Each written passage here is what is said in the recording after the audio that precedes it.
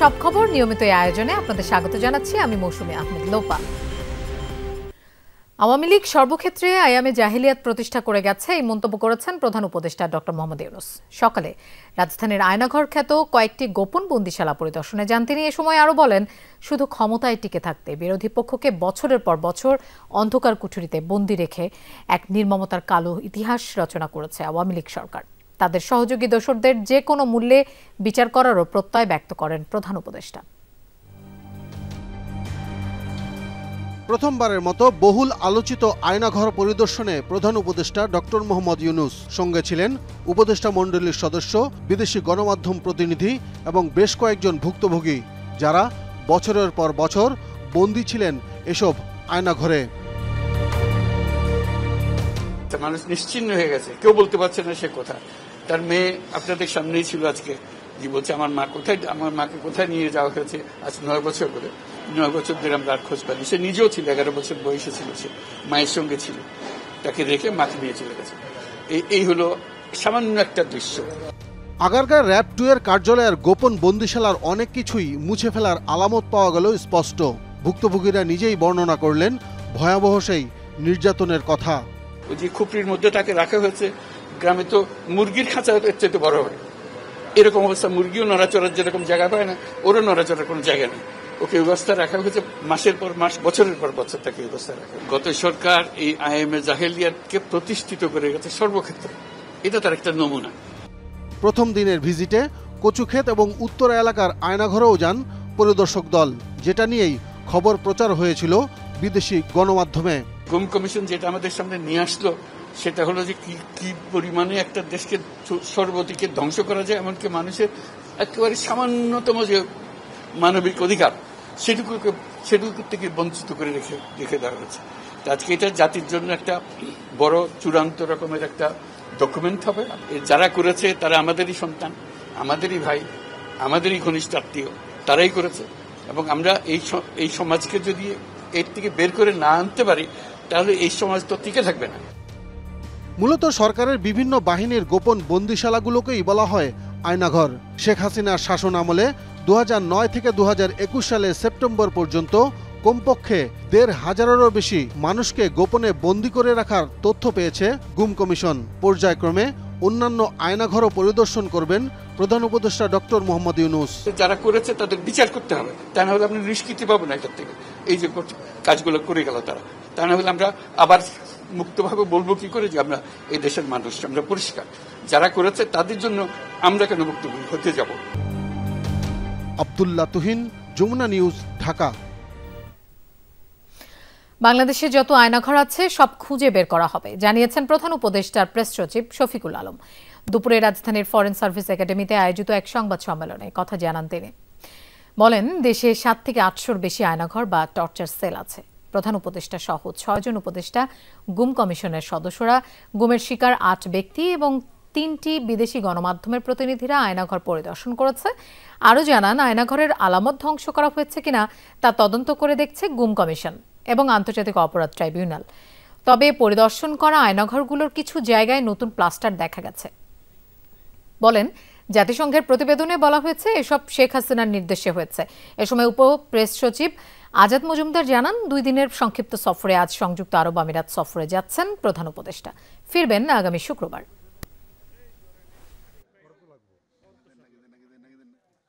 বাংলাদেশে যত আয়নাঘর আছে প্রত্যেকটা খুঁজে বের করা হবে।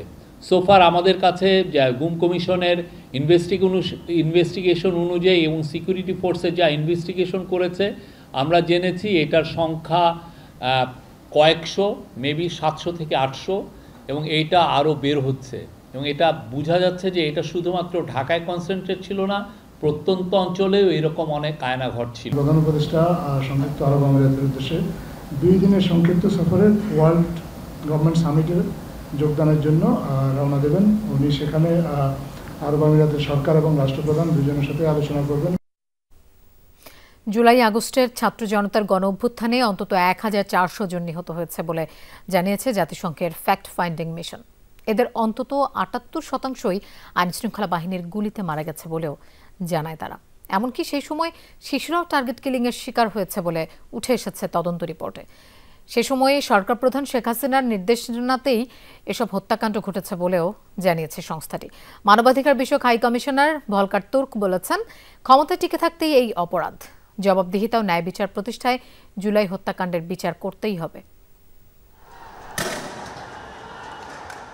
জুলাই 2024 ভয়াবহ আর নৃশংসতম হত্যাকাণ্ড দেখেছে বাংলাদেশ তথা পুরো বিশ্ব। 16 জুলাই রংপুরে আবু সাইদকে প্রকাশ্যে গুলি করায় নতুন মাত্রা পায় আন্দোলন। একই দিন জীবন দিতে হয় আরও 5 জনকে। জাতিসংঘের ফ্যাক্ট ফাইন্ডিং মিশন বলছে, প্রধানমন্ত্রীর কার্যালয়, সেনা প্রতিনিধি সহ গোয়েন্দা সংস্থা ও আইনশৃঙ্খলা বাহিনীর প্রতিনিধি নিয়ে কোর কমিটি গঠন করে আন্দোলন দমনে সর্বোচ্চ বল প্রয়োগ শুরু করে সরকার।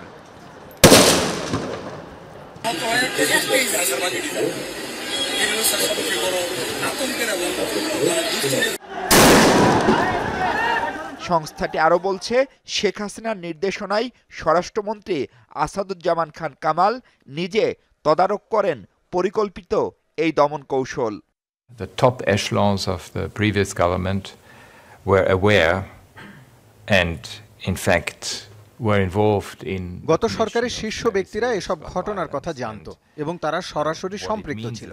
এগুলোর তথ্য প্রমাণ আমরা পেয়েছি। I mean, these are findings and তদন্ত রিপোর্টে 1 জুলাই থেকে 15 আগস্ট 46 দিনে গুলিতে প্রাণ গেছে 1400 মানুষের। 78% of the 1,400 people who we know have been killed, I mean there may be more, was by firing military rifles. নিহত 1400 জনের 78% মিলিটারি রাইফেল ও শটগানের গুলিতে মারা গেছে। আমি নিজে ঢাকার হাসপাতালে গিয়ে আহতদের সাথে কথা বলেছি। তাদের অনেকেই সারা জীবনের জন্য পঙ্গু হয়ে গেছে। And some of them will be disabled for their lives. Police, RAB, BGB সহ আইনশৃঙ্খলা বাহিনীর টার্গেট ছিল শিশুরাও। এ সময় অকালে মারা গেছে অন্তত 118 নিষ্পাপ শিশু। Is about accountability when serious grave violations of এটা জবাবদিহিতার বিষয়। এটা মানবাধিকারের গুরুতর লঙ্ঘন। ক্ষমতার চূড়ান্ত অপব্যবহারেরও প্রমাণ আছে প্রতিবেদনে। যারা নির্যাতনের শিকার তাদের পরিবারের সাথে কথা বলেছি আমরা। বিচার করতেই হবে। to the survivors and the victims and শুধু গুলি করে হত্যা নয়, জুলাই আগস্টের রাষ্ট্রীয় নির্মমতায় জাতিসংঘের হিসেবে আহত 11,700 মানুষ। এদের 400-র বেশি মানুষের চোখ নেই, হাত পা হারিয়ে চিরতরে পঙ্গু 5 শতাধিক মানুষ। ঘৃণ্য এসব অপরাধীদের দায় মুক্তির বিপক্ষে জাতিসংঘ। বাংলাদেশে বিচার শুরু হয়েছে। এটা সুষ্ঠু ও নিরপেক্ষ হবে বলে আমরা আশা করি। এ ধরনের গুরুতর মানবাধিকার লঙ্ঘনকারী ও তাদের সহযোগীদের দায় মুক্তির কোনো সুযোগ নেই। Because we cannot allow for perpetrators of serious human rights violations to get away with impunity. গোয়েন্দা সংস্থা সহ আইনশৃঙ্খলা বাহিনীর বাড়াবাড়ি আর নির্বাচন না হওয়াকেও এসব ঘটনার জন্য দুষছেন তদন্ত কমিটি। তাই সুষ্ঠু নির্বাচন নিশ্চিতের পাশাপাশি কোনো রাজনৈতিক দলকে নিষিদ্ধ না করার সুপারিশ তাদের। এলিট ফোর্স, র্যাব ও টেলিফোনে আড়িপাতা সংস্থা এনটিএমসি বন্ধেরও পরামর্শ দিয়েছে তারা।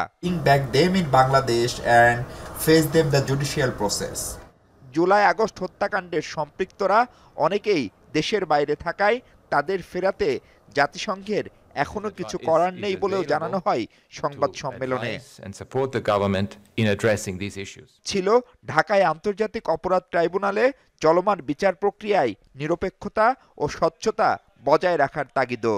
To change the form of politics, governance, economy in Bangladesh really requires this comprehensive acknowledgement of the past. Mahfuz Mishu, Jamuna news, Dhaka. July August হত্যাকাণ্ড নিয়ে জাতিসংঘের তদন্ত প্রতিবেদনকে স্বাগত জানিয়েছে অন্তর্বর্তী সরকার। প্রধান উপদেষ্টা প্রেস উইং থেকে পাঠানো এক বিজ্ঞপ্তিতে বিষয়টি জানানো হয়। এতে জানানো হয়, বাংলাদেশের অন্তর্বর্তী সরকারের আমন্ত্রণে সংস্থাটির মানবাধিকার বিষয়ক হাই কমিশন স্বাধীনভাবে এই তদন্ত করেছে। প্রতিবেদনে গত জুলাই আগস্ট মাসে শেখ হাসিনার বিচার বহির্ভূত হত্যাকাণ্ড, নির্বিচার গ্রেফতার, নির্যাতন এবং আগস্ট মাসে শেখ হাসিনার বিচার বহির্ভূত হত্যাকাণ্ড, নির্বিচার গ্রেফতার, নির্যাতন এবং অতিরিক্ত বল প্রয়োগের মতো মানবাধিকার লঙ্ঘনের ঘটনাগুলো উঠে এসেছে। প্রতিবেদনকে স্বাগত জানিয়ে আইনের শাসন সমুন্নত রাখতে সরকারের প্রতিশ্রুতি পুনর্ব্যক্ত করেন প্রধান উপদেষ্টা। একই সাথে পুলিশ, প্রসিকিউটর এবং বিচারক সহ বাংলাদেশের বিচার ব্যবস্থার সঙ্গে যুক্ত সবাইকে আইনের শাসন সমুন্নত রাখার আহ্বান জানান। আন্তর্জাতিক অপরাধ ট্রাইব্যুনাল সম্পূর্ণ স্বাধীন। বিচার কাজ নিয়ে কেউ আগাম মন্তব্য করলে ব্যবস্থা নেবে ট্রাইব্যুনাল। অক্টোবরের মধ্যে কয়েকটি মামলার রায় হতে পারে। মঙ্গলবার সচিবালয়ে আইন উপদেষ্টার এমন বক্তব্যে অসন্তোষ জানিয়ে এই মন্তব্য করেন ট্রাইব্যুনাল। দুপুরে গুমের মামলায় শুনানি শেষে 20 এপ্রিলের মধ্যে তদন্ত প্রতিবেদন জমা দেওয়ার নির্দেশ দেন ট্রাইব্যুনাল। আন্তর্জাতিক অপরাধ ট্রাইব্যুনালে জুলাই হত্যাকাণ্ড এবং বিগত সরকারের আমলে গুম খুনের ঘটনায় বিচার কাজ শুরুর পর এখন পর্যন্ত অভিযোগ জমা পড়েছে 300-র অধিক। মামলা হয়েছে 18টি, গ্রেফতার করা হয়েছে অন্তত 42 জনকে। তবে এখন পর্যন্ত কোনো মামলারই তদন্ত কাজ শেষ করতে পারেনি তদন্ত সংস্থা। এমন অবস্থায় মঙ্গলবার সচিবালয়ে সাংবাদিকদের কাছে বিচার কাজের অগ্রগতি তুলে ধরতে গিয়ে আইন উপদেষ্টা আগামী অক্টোবরের মধ্যে 3 থেকে 4টি মামলার রায়ের সম্ভাবনার কথা জানান। অক্টোবরের মধ্যে আমরা 3-4টা মামলার রায় পেতে যাচ্ছি বলে আশা করি। দুপুরে গুমের ঘটনায় দায়ের করা মামলার শুনানিতে এ বিষয়ে উষ্মা প্রকাশ করেন ট্রাইব্যুনাল। বলেন, স্বাধীন ট্রাইব্যুনালের বিচার প্রক্রিয়া নিয়ে ভবিষ্যতে এমন মন্তব্য করলে ব্যবস্থা নেওয়া হবে। মাননীয় ট্রাইব্যুনাল এই বক্তব্য ব্যবহারের ব্যাপারে আমরা বলতেই হয় যে একটু অসন্তোষ প্রকাশ করেছেন। বলেছেন, ট্রাইব্যুনাল একটি স্বাধীন সংস্থা। ট্রাইব্যুনালের বিচার ব্যবস্থা এবং ট্রাইব্যুনালের কোনো কার্যক্রম নিয়ে কারো কোনো মন্তব্য ট্রাইব্যুনাল পছন্দ করেন না। এর আগে সকালে গুমের ঘটনায় দায়ের করা মামলায় হাজির করা হয় এনটিএমসির সাবেক মহাপরিচালক মেজর জেনারেল জিয়াউল আহসানকে। 20 এপ্রিল এ মামলার তদন্ত প্রতিবেদন দাখিলের নির্দেশ দেন আদালত। আমরা ট্রাইব্যুনালকে বলেছি যে যেহেতু ট্রাইব্যুনালের এই মামলাটি ইনফোর্স ডিসঅ্যাপিয়ারেন্স মানে গুম এবং বিচার বহির্ভূত হত্যার অভিযোগ এবং সারা দেশব্যাপী এটি সংগঠিত হয়েছে দীর্ঘ সময় ধরে 2009 থেকে 2024 পর্যন্ত। অতএব আমাদের তদন্ত কার্যক্রম সম্পন্ন করার জন্য আরও বেশ কিছু সময়ের প্রয়োজন। পৃথক আরেকটি আবেদনের প্রেক্ষিতে রামপুরা এলাকায় জুলাই-আগস্ট গণহত্যার সাথে জড়িত আরও 2 পুলিশ কর্মকর্তার বিরুদ্ধে গ্রেফতারি পরোয়ানা জারি করেছেন ট্রাইব্যুনাল। আরিফুর রহমান সবুজ, যমুনা নিউজ, ঢাকা। রাজনৈতিক দল গঠনে শিক্ষার্থীদের মতামত নিতে জনমত জরিপ শুরু করেছে বৈষম্য বিরোধী ছাত্র আন্দোলন। সকাল থেকে ঢাকা বিশ্ববিদ্যালয়ে টিএসসি, সেন্ট্রাল লাইব্রেরি, কার্জন হল সহ 6টি বুথে রাজনৈতিক দল নিয়ে নিজেদের মতামত জানাচ্ছেন শিক্ষার্থীরা। এতে নতুন দলের নাম কি হবে, মার্কা কি হবে, এমন নানা প্রশ্নে নিজেদের আকাঙ্ক্ষার কথা জানান তারা। তাদের প্রত্যাশা, ছাত্র জনতার আকাঙ্ক্ষা বাস্তবায়নে কাজ করবে নতুন এই রাজনৈতিক দল।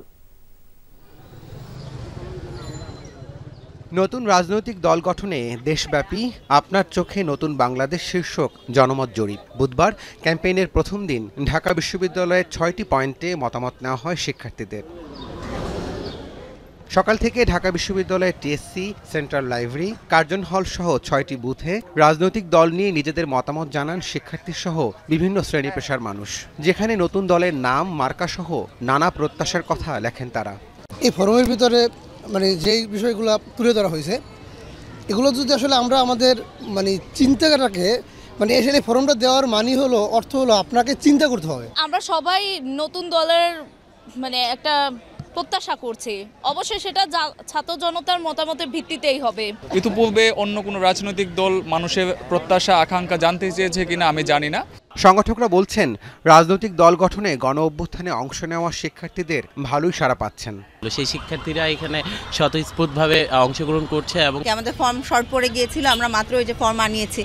অনলাইন, অফলাইন 2 মাধ্যমে জনমত জরিপ চলছে জানিয়ে বৈষম্য বিরোধী ছাত্র আন্দোলনের আহ্বায়ক হাসনাত আব্দুল্লাহ বলেন, সংস্কার শেষে নির্বাচন হলে তা গ্রহণযোগ্য হবে। বিদ্যমান ইনস্টিটিউশনগুলোকে আগের মতো অবস্থায় রেখে আমরা আবার একটি নির্বাচন দিই, সেই নির্বাচনটি গ্রহণযোগ্য হবে না, বা এই নির্বাচনটি কতটি মানুষের আস্থা অর্জন করতে পারে সেটাই কিন্তু পরবর্তীতে প্রশ্নের মাত্রা একটু যোগ করবে। তো সেই জায়গা থেকে আমরা বারবার যেটি চেয়েছি সেটা হচ্ছে কনস্টিটিউশনাল রিফরমেশন আর ইনস্টিটিউশনাল রিফরমেশন, যাতে করে একটা ফ্রি, ফেয়ার অ্যান্ড পার্টিসিপেটরি একটা ইলেকশন হতে পারে। সপ্তাহব্যাপী ক্যাম্পেইনে বৃহস্পতিবার বেসরকারি বিশ্ববিদ্যালয়ের শিক্ষার্থীদের মতামত নেবে বৈষম্য বিরোধী ছাত্র আন্দোলন। রাব্বি সিদ্দিকী, যমুনা নিউজ, ঢাকা।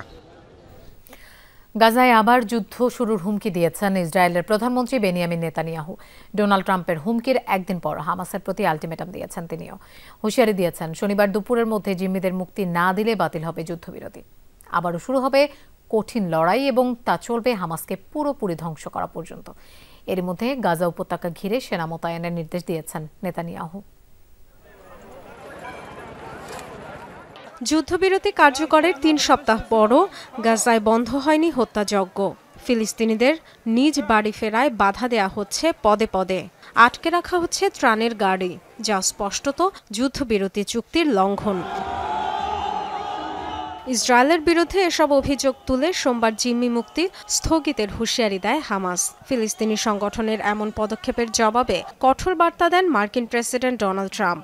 সব ইসরায়েলি বন্দীকে মুক্তির জন্য হামাসকে আগামী শনিবার দুপুর পর্যন্ত সময় বেঁধে দেন তিনি, নয়তো যুদ্ধবিরতি চুক্তি বাতিলের হুঁশিয়ারি দেন।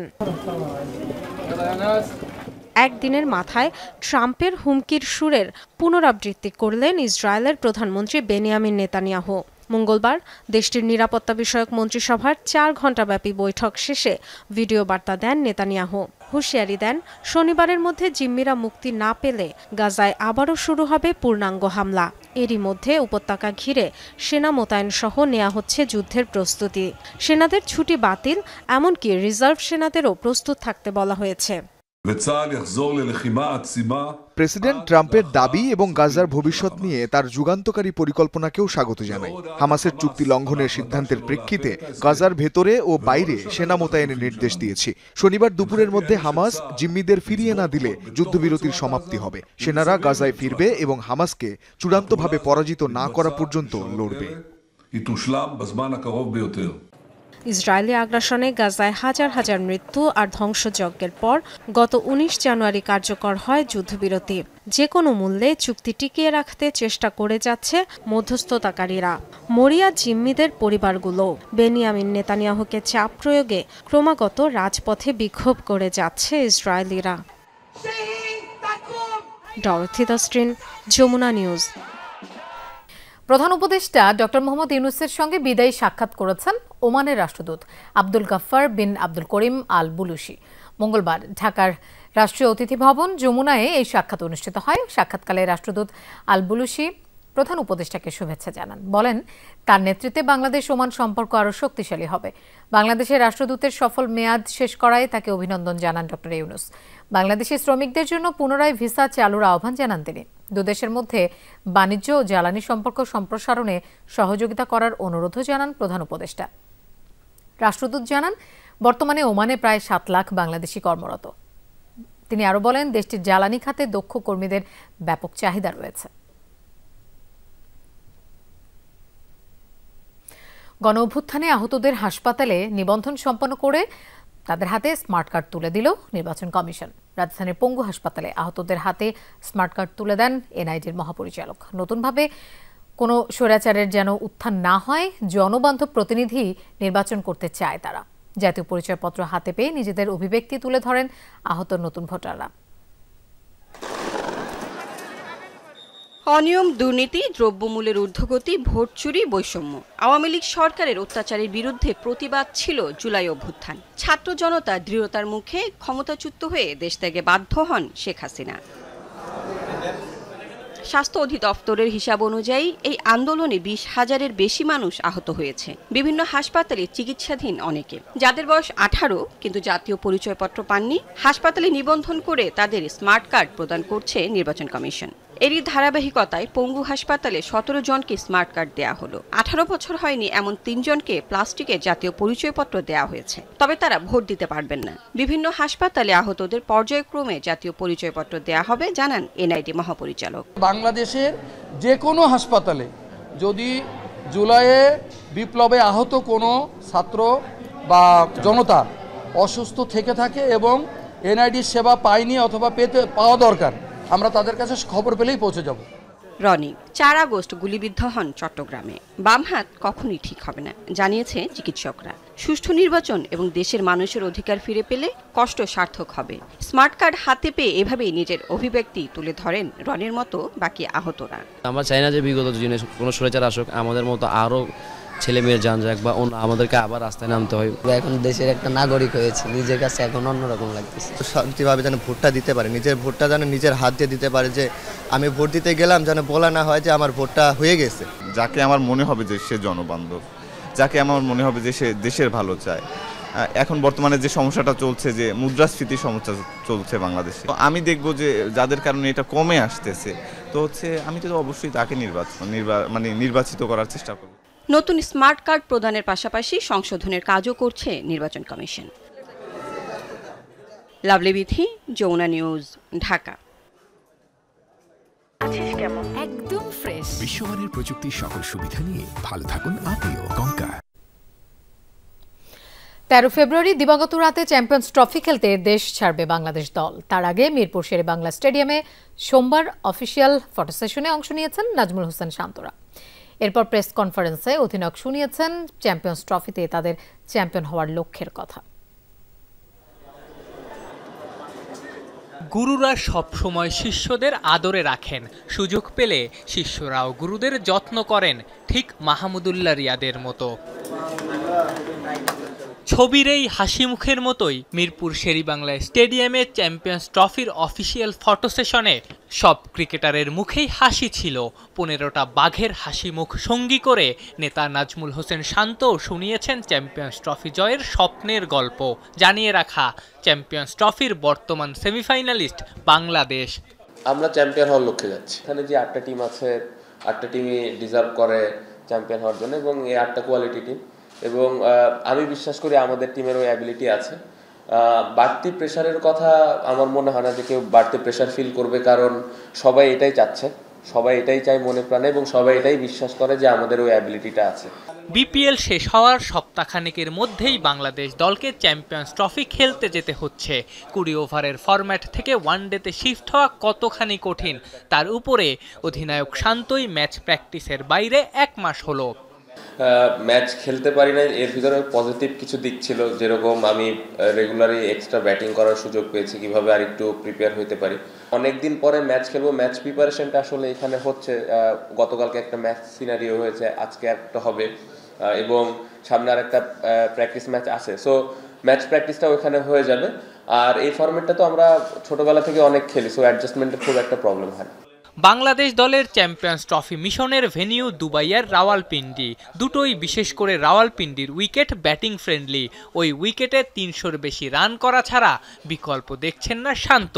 স্পেশালি পাকিস্তানে আশা করছি যে 300+ স্কোরই হবে। সো এই ধরনের স্কোর আমরা যদি আগে ব্যাটিং করে অবশ্যই করতে হবে, এবং আমাদের ডিফেন্ড করার ক্ষেত্রেও এরকম দেখা যাচ্ছে যে ডিফেন্ড করা লাগবে। সো 300+ এক্সপেক্ট করতেছি। আগামী 20 ফেব্রুয়ারি দুবাইয়ে ইন্ডিয়ার বিরুদ্ধে ম্যাচ দিয়ে চ্যাম্পিয়ন্স ট্রফি মিশনে নামবে বাংলাদেশ। গ্রুপ পর্বের বাকি 2 ম্যাচ নিউজিল্যান্ড ও স্বাগতিক পাকিস্তানের বিরুদ্ধে রাওয়ালপিন্ডিতে। Thank you. Afnan Piyal, Jamuna sports, Dhaka. আরেকবার স্বাগত, আপনারা দেখছেন সব খবর। 3 সপ্তাহ ধরে নিখোঁজ শিক্ষার্থী রোমান শেখের সন্ধান এবং অপহরণকারীদের বিচারের দাবিতে মুন্সিগঞ্জের সিরাজদি খান থানায় ভাঙচুর করেছে স্থানীয়রা। ভাঙচুর করা হয়েছে থানা সংলগ্ন সহকারী পুলিশ সুপারের কার্যালয়। এই ঘটনার জন্য গুজব ও উস্কানিকে দায়ী করছে পুলিশ। মুন্সিগঞ্জের সিরাজদি খানের বাসিন্দা নিখোঁজ স্কুল ছাত্র রোমান শেখের সন্ধানের দাবিতে বিক্ষোভ মিছিল বের করে সহপাঠী, স্বজন ও এলাকাবাসী। এক পর্যায়ে থানায় ঢুকে চালানো হয় ভাঙচুর। স্বজন ও স্থানীয়রা জানায় 3 সপ্তাহ ধরে খোঁজ মিলছে না রোমানের। অপহরণের মামলা হলেও পুলিশ তদন্তে গড়িমসি করছে বলে অভিযোগ তাদের। নিয়ে গেছে, যাওয়ার পরে থেকে 1টার থেকে রোমানকে আর কোনো খোঁজ করে নাই, 9টার থেকে খোঁজ করছে, রোমানকে আর পাওয়া যায় নাই। যার বাড়িতে থেকে অটোটা আমরা উদ্ধার করলাম, তার থেকে আমরা ধরে দিলাম একজন, কিন্তু প্রশাসন তাদের বাড়ির কেউ গ্রেপ্তার করলো না। ওর বাবাই আসামি, ওর বাবারও গ্রেপ্তার করলো না। কারণটা কি? প্রশাসন। থানা লাগোয়া সহকারী পুলিশ সুপারের কার্যালয়েও চালানো হয় ভাঙচুর। ক্ষতিগ্রস্ত হয় 4টি গাড়ি। থানার নিরাপত্তায় মোতায়েন করা হয়েছে সেনাবাহিনী। পুলিশ বলছে রোমানের সন্ধানে তৎপরতা চলছে। এই হামলার জন্য গুজব ও উস্কানিকে দায়ী করছেন তারা। আমরা 3 জন আসামিকে গ্রেপ্তার করি এবং রোমানের ব্যবহৃত যে ইজি বাইকটি সেটি আমরা উদ্ধার করি। আসামির রিমান্ডের আবেদন করি, সেই রিমান্ড হিয়ারিং এখনও পেন্ডিং রয়েছে। এর মধ্যেই তার স্কুলের সহপাঠী সহ অন্যান্যরা কিছু ভুল তথ্যের ভিত্তিতে থানার সামনে মানববন্ধন করতে এসে হয়তো কারো উস্কানিতে থানায় এসে হামলা করে। গত 21 জানুয়ারি অটোরিকশা নিয়ে বাড়ি থেকে বের হওয়ার পর থেকে নিখোঁজ রোমান বেলতলী জিজে উচ্চ বিদ্যালয়ের 9ম শ্রেণীর শিক্ষার্থী। জাহিদ হাসান, যমুনা নিউজ। পুলিশের ব্যারিকেড ভেঙে সচিবালয়ের সামনে কাফনের কাপড় জড়িয়ে রাস্তায় শুয়ে পড়েছেন আন্দোলনরত বিডিআর সদস্যরা। দুপুরে সচিবালয়ে ঘেরাও করার কর্মসূচি ঘোষণা করেন বৈষম্য বিরোধী ছাত্র আন্দোলনের অন্যতম সমন্বয়ক মাহিন সরকার। প্রথমে তারা খাদ্য অধিদপ্তরের সামনের রাস্তায় অবস্থান নেয়। এ সময় সচিবালয় এলাকায় প্রবেশ করতে চাইলে পুলিশ জলকামান দিয়ে তাদের আটকানোর চেষ্টা করে। তবে পুলিশের ব্যারিকেড ভেঙে সচিবালয় এলাকায় ঢুকে পড়ে তারা। এর আগে 6 দফা দাবি আদায়ে বিডিআর সদস্যরা আন্দোলন করছেন। এবার আরও 2 দফা যুক্ত করে 8 দফা দাবিতে আন্দোলন করছে বিডিআর সদস্যরা।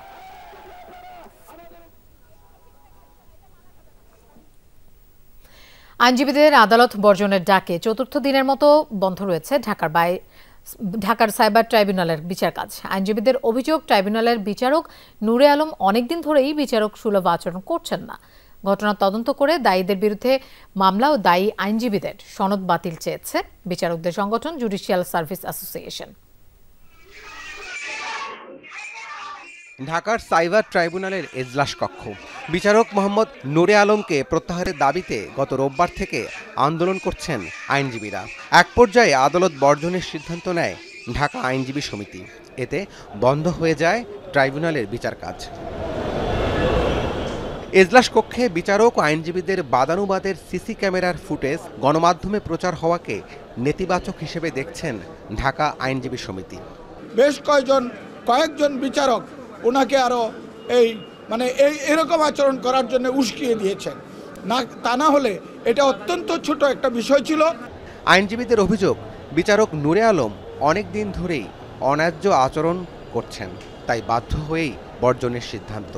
ইথিক্সের বাইরে উনি আইনজীবীদের ইনসার্টমূলক কথাবার্তা বলছেন, যার জন্য আমরা আইনজীবী সমাজ ওনার যে কোর্টটা বর্জন করছি যতক্ষণ না পর্যন্ত ওনাকে এই কোর্ট থেকে অপসারণ করা হয়। পদত্যাগ করা উচিত, না হলে ওনাকে সরকারকে ওনার বিষয়ে হার্ডলাইনে যাওয়া দরকার এবং ওনাকে দ্রুত এখান থেকে অপসারণ করে বিচার কার্য স্বাভাবিক করার জন্য আমি সরকারের কাছে বিনীত নিবেদন। কেউ একটু কথা বললেও তাদের সাথে একটু বিরূপ প্রতিক্রিয়া দেখায় যে হ্যাঁ আপনাদেরকে হলো আমার মানুষ করতে হবে, আপনাদেরকে হলো আমার এইরকম দমকা রাখতে হবে কেন। আদালত সূত্রে জানা যায় বিবাদ এড়াতে ছুটিতে গেছেন বিচারক নূরে আলম। মুঠোফোনে যোগাযোগ করা হলে কোনো মন্তব্য করতে রাজি হননি তিনি। আমার বক্তব্য দেওয়ার সুযোগ নাই, আমার স্টাফ আছে ওখানে, আমার পেশকার, আমার এই আন্দোলনটা যৌক্তিক কিনা, এই বর্জনটা যৌক্তিক কিনা, আপনার কাছে কি মনে হয়? আমি এই বিষয়ে কিছুই বলবো না। ট্রাইব্যুনালের কার্যক্রম বন্ধ থাকায় বিপাকে পড়েছেন বিচার প্রার্থীরা। দ্রুত সংকট নিরসনের দাবি জানান তারা। রাব্বি সিদ্দিকী, যমুনা নিউজ, ঢাকা। মোবাইলে আর্থিক সেবা প্রদানকারী প্রতিষ্ঠান নগদের বিরুদ্ধে 2300 কোটি টাকা জালিয়াতির প্রমাণ পেয়েছে দুদক। বুধবার সংস্থাটির বনানী অফিসে অভিযান চালিয়ে মেলে এই অসঙ্গতি। একই সাথে বিদেশিদের 70% বেশি শেয়ার দেওয়ার মাধ্যমে মানি লন্ডারিং ও ডাক বিভাগের সাথে অসম চুক্তির বিষয়েও নথিপত্র বিশ্লেষণ করে অভিযান পরিচালনাকারী দল। যাচাই বাছাইয়ের পর নেওয়া হবে পরবর্তী পদক্ষেপ। বিগত আওয়ামী লীগ সরকারের সুবিধাভোগীদের মাধ্যমে প্রতিষ্ঠিত মোবাইলের আর্থিক সেবা প্রদানকারী প্রতিষ্ঠান নগদে দুদকের অভিযান। 4 ঘন্টার অভিযানে তথ্য মেলে ডাক অধিদপ্তরের চুক্তি না মেনে নগদে অতিরিক্ত 645 কোটি টাকার ই-মানি ইস্যু করা হয়েছে। এছাড়া ভুয়া এজেন্ট দেখিয়ে 1700 কোটি টাকার ফান্ড সরিয়ে নেওয়া হয়েছে। গণ আন্দোলনে আওয়ামী লীগ সরকারের পতনের পর নিযুক্ত প্রশাসক জানালেন বিস্তারিত। 3টা অনিয়ম, এক্সেসিভ মানি ক্রিয়েট করেছে, 2 ফান্ড সরিয়ে নিয়েছে, 3 নাম্বার একদম নিশ্চিত না শেয়ার হোল্ডিং নিয়ে কিছু স্ক্যাম হয়েছে। এদিকে নগদের 70% বেশি মালিকানা বিদেশিদের, ফলে বিদেশে অর্থ পাচার হয়েছে কিনা তাও খতিয়ে দেখবে দুদক। একই সঙ্গে নগদের নেপথ্যে আওয়ামী লীগের কারা কিংবা কাদের প্রভাবে ডাক বিভাগের সাথে অসম চুক্তি হয়েছে তাও খতিয়ে দেখা হবে। যাচাই বাছাই শেষে আরও যদি আমাদের ডকুমেন্ট লাগে আমরা সেই ডকুমেন্টগুলো চাবো, আমরা হয়তো ডাক অধিদপ্তর থেকেও তথ্য চাইতে পারি, আমরা সেগুলো আমরা কমিশন বরাবর পূর্ণাঙ্গ অ্যানালাইসিস করার পূর্ণাঙ্গ রিপোর্ট দাখিল করব। এরই মধ্যে নগদের প্রতারণার ঘটনায় মামলা করেছে বাংলাদেশ ব্যাংক। রাজীব আহমেদ, যমুনা নিউজ, ঢাকা। বাংলাদেশের তীব্র প্রতিবাদের মুখে কুড়িগ্রাম সীমান্তে শূন্য রেখা থেকে সিসি ক্যামেরা খুলে নিয়েছে বিএসএফ। মঙ্গলবার রাতে সিসি ক্যামেরাটি খুলে নেওয়া হয়। এর আগে সকালে এই বিষয়ে বিজিবি বিএসএফ পতাকা বৈঠক হয়। গত 10 ফেব্রুয়ারি ভুরুঙ্গামারী উপজেলায় 162 বিএসএফ ব্যাটালিয়নের ছোট গারল জোড়া ক্যাম্পের সদস্যরা একটি ইউক্যালিপটাস গাছের সাথে বাংলাদেশের দিকে মুখ করে একটি সিসি ক্যামেরা স্থাপন করেছিল। বিষয়টি নজরে এলে কুড়িগ্রাম ব্যাটালিয়ন 22 বিজিবির অধিনায়ক বিএসএফকে পতাকা বৈঠকের আহ্বান জানায়। প্রায় পৌনে 2 ঘন্টা পতাকা বৈঠকের পর ক্যামেরা খুলে নিতে সম্মত হয় বিএসএফ। জুলাই আন্দোলনে গণহত্যা ও মানবতা বিরোধী অপরাধের অভিযোগে গ্রেফতার রাজধানীর বাড্ডা জোনের সাবেক সহকারী কমিশনার এএসপি রাজন কুমার সাহাকে আন্তর্জাতিক অপরাধ ট্রাইব্যুনালে নেওয়া হয়েছে। ট্রাইব্যুনালে তাকে কারাগারে পাঠানো নিয়ে শুনানি হওয়ার কথা রয়েছে। বিষয়টি সাংবাদিকদের নিশ্চিত করেন রাষ্ট্রপক্ষের আইনজীবী প্রসিকিউটর গাজী MH তামিম। তিনি বলেন, জুলাই আগস্টে মানবতা বিরোধী অপরাধের অভিযোগে সাবেক এসি রাজন কুমার সাহাকে গ্রেফতারের পর ট্রাইব্যুনালে হাজির করা হয়। জুলাই আগস্টে ছাত্র জনতার অভ্যুত্থানের সময় রাজন সাহা ডিএমপির বাড্ডা জোনের সহকারী পুলিশ কমিশনার দায়িত্বে ছিলেন। আন্দোলন চলাকালে রামপুরা এলাকায় মানবতা বিরোধী অপরাধে জড়িত থাকার অভিযোগে তাকে আটক করা হয়েছে। গত 5 জুলাই শেখ হাসিনার সরকার পতনের পর আইনশৃঙ্খলা বাহিনীতে রদবদলের মধ্যে তাকে র্যাবে বদলি করা হয়েছিল। সবশেষ তিনি র্যাব 5-এ কর্মরত ছিলেন। সেখান থেকে মঙ্গলবার তাকে গ্রেফতার করা হয়।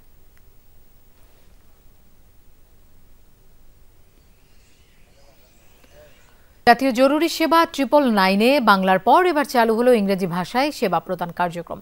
বাংলাদেশে অবস্থানরত বিদেশিরা 999-এ কল দিয়ে এই সেবা গ্রহণ করতে পারবেন। ইংরেজি ভাষায় আন্তর্জাতিক মানের সেবা নিশ্চিতের মাধ্যমে 999 সার্ভিসটি আরও এক ধাপ এগিয়ে গেল বলে মনে করেন সংশ্লিষ্ট কর্মকর্তারা। দেশের মানুষের চাহিদা অনুযায়ী তাৎক্ষণিক সেবা দিতে কাজ করে যাচ্ছে জাতীয় জরুরি সেবা 999। সংস্থাটির দীর্ঘ 7 বছরের পথ চলায় এবার যুক্ত হলো ইংরেজি ভাষা, যেখানে বাংলাদেশে অবস্থানরত বিভিন্ন দেশের নাগরিকরা প্রয়োজনীয় সেবার তথ্য নিতে কল করে জরুরি সহায়তা পাবেন। Good morning, this is National Emergency Service 999. How can I... বুধবার সকাল 10টা থেকে 999-এ আনুষ্ঠানিকভাবে শুরু হয় ইংরেজি ভাষার কল সার্ভিস। এরপর থেকেই সহায়তা চেয়ে আসতে থাকে একের পর এক কল। অপারেটররাও গ্রাহকের চাহিদা অনুযায়ী দিতে থাকেন তথ্য সেবা। বিভিন্ন দেশ থেকে আমাদের দেশে আগত যেসব ফরেনাররা আছেন, ট্যুরিস্টরা আছেন, তাদের সুবিধার্থে আমাদের ইংরেজি ভাষার যে ডেস্কটা চালু হয়েছে। অনেকে জানে না বিষয়টা এখনো পর্যন্ত, সো এখনও আমরা ইমার্জেন্সি কলটা খুবই রেয়ার পাচ্ছি। আর যেসবই আমরা ইমার্জেন্সি কল পাচ্ছি সেটা হচ্ছে কি বাংলার ক্ষেত্রে আমরা ট্রান্সফার করে দিচ্ছি। জাতীয় জরুরি সেবার কর্মকর্তারা জানান, গ্লোবালাইজেশনের যুগে 999-এ ইংরেজি ভাষায় সহায়তা যুক্ত করা ছিল সময়ের দাবি। অবশেষে ইংরেজি ভাষায় তথ্য সেবা দিতে পারায় 999 পরিপূর্ণতা পেল। যত ধরনের ফরেনিয়ার সিটিজেনরা আছেন বিভিন্ন দেশের, তারা যে কোনো সমস্যায় আমাদের কল দিতে পারেন এবং আমাদের কল টেকাটা এখন পুরোপুরি প্রস্তুত। বিশেষ করে ইংরেজি ডেস্কে যারা কাজ করবেন তারা যথেষ্ট দক্ষ। জরুরি এই সার্ভিসের প্রধান বলেন, সাধারণ মানুষের প্রয়োজনেই যাত্রা শুরু করেছিল 999। বাংলাদেশের অভ্যন্তরে থাকা কূটনৈতিক মিশন, ডেভেলপমেন্ট পার্টনার ও ট্যুরিস্টদের কথা চিন্তা করেই এই উদ্যোগ। আমরা ইংরেজি ভাষাভাষীর মানুষজন যারা এই দেশে বসবাস করছে বা কর্মরত আছে, তাদের প্রয়োজনে জরুরি সেবাটাকে মানে সম্প্রসারিত করা জন্য আমরা আসলে উদ্যোগ নিয়েছি। 999-এর এই প্রধান কর্মকর্তা জানান, বিদেশিরা বাংলাদেশে যেসব সমস্যার মুখোমুখি হন তা অনেকটাই লাঘব হবে। নানা সীমাবদ্ধতার মধ্যে থেকেও আন্তর্জাতিক মানের সেবা নিশ্চিতের প্রচেষ্টা অব্যাহত থাকবে। শামীম রেজা, যমুনা নিউজ, ঢাকা। প্রোডাক্ট লঞ্চিংয়ের অংশ হিসেবে রাজধানীর শ্যামলীতে অনুষ্ঠিত হলো ডেইলি ডিলার মিট 2025। মেশিনারিজ এবং টুলস শিল্পের প্রতিষ্ঠান ভিন্টেজ ইঞ্জিনিয়ারিং লিমিটেডের সাথে সম্প্রতি ডেলি গ্রুপ কোম্পানি লিমিটেডের সাথে টুলস আমদানির বিষয়ে চুক্তিবদ্ধ হয়েছে। এরই প্রেক্ষিতে দুপুরে একটি কর্পোরেট ইভেন্টের আয়োজন করা হয়। অনুষ্ঠানে ঢাকা ও আশপাশের জেলার ব্যবসায়ীদের নিয়ে আলোচনা ও প্রদর্শনীর আয়োজন করা হয়। অনুষ্ঠানে বিশেষ অতিথি হিসেবে উপস্থিত ছিলেন দিল্লির সাউথ এশিয়ান রিজিওনাল হেড জনাব কার্ল সেন এবং ভিন্টেজের প্রতিষ্ঠানের চিফ এক্সিকিউটিভ অফিসার জনাব গোলাম আরহাম কিবরিয়া ও দিল্লির সাউথ এশিয়ান রিপ্রেজেন্টেটিভ জনাব নজরুল ইসলাম নাইম ও ভিন্টেজ ইঞ্জিনিয়ারিং এর অন্যান্য কর্মকর্তারা। অনুষ্ঠানের প্রধান অতিথি জনাব কার্ল ভিন্টেজ এবং দিল্লির ব্যবসায়িক সম্পর্কের ভবিষ্যৎ সম্ভাবনা নিয়ে আশাবাদ ব্যক্ত করেন এবং বাংলাদেশের বাজারে দিল্লির প্রসার তুলে ধরেন। ইতালিতে উন্নত জীবনের প্রলোভন দেখিয়ে লিবিয়ায় আটকে নির্যাতন, মুক্তিপণ আদায় ও মৃত্যুর ঘটনায় দুটি পৃথক মামলার আসামি লিপন মাতব্বর ও আনোয়ার মাতব্বরকে গ্রেফতার করেছে র্যাব 10। বিকেলে কেরানীগঞ্জে র্যাব 10-এর সদর দফতরে সংবাদ সম্মেলনে জানানো হয়, দুই আসামিকে মাদারীপুর রাজৈর ও ঢাকার দোহার এলাকা থেকে গ্রেফতার করা হয়। তাদের জিজ্ঞাসাবাদে জানা যায়, আনোয়ার ও ভিকটিম হৃদয় একই এলাকার বাসিন্দা।